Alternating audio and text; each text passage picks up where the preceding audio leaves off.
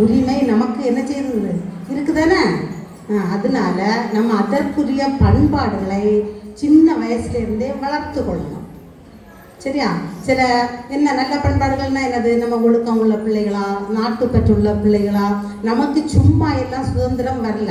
நான் அப்படி சுதந்திரம் ரேஷன் கடையில் அரிசி தந்தது போல என்ன அப்படி சும்மா அப்படி அரிசியா அப்படின்னு நமக்கு என்ன கிடைக்கல?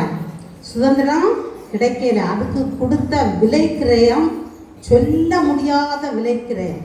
குடும்பங்களை இழந்து பிள்ளைகள், மனைவி, பெற்றோர் இவங்களை எல்லாம் விட்டு வந்து போராடி ரத்தம் சிந்தி நம்ம தலைவர்களை எல்லாம் இப்போ பார்க்க போகிறோம். நம்ம கண் முன்னால் கொண்டு வந்து நிறுத்தணும்னு தான் இன்னைக்கு என்ன போட்டி நம்ம வச்சிருக்கிறோம்னா மாறு வேட போட்டி.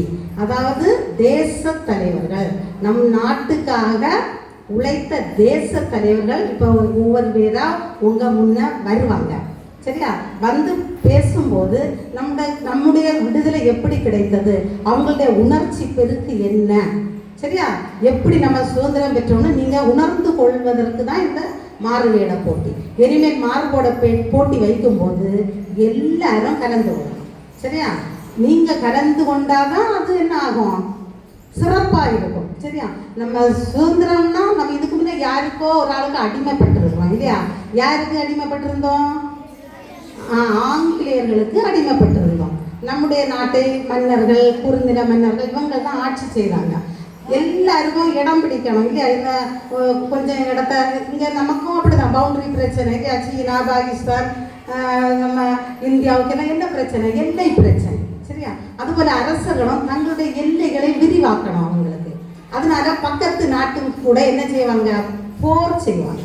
போர் செய்து அவங்கள தோற்கடித்து அந்த நாட்டை கைப்பற்றி கொள்வாங்க.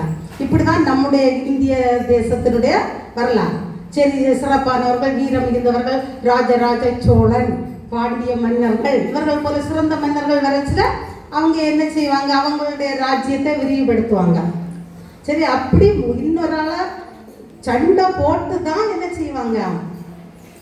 கொலை செய்து எல்லாம் இது அப்படிதான் நடந்து என்ன செய்வாங்க? தம்முடைய தேசத்தை எல்லாம் விரிவு பண்ணுவாங்க.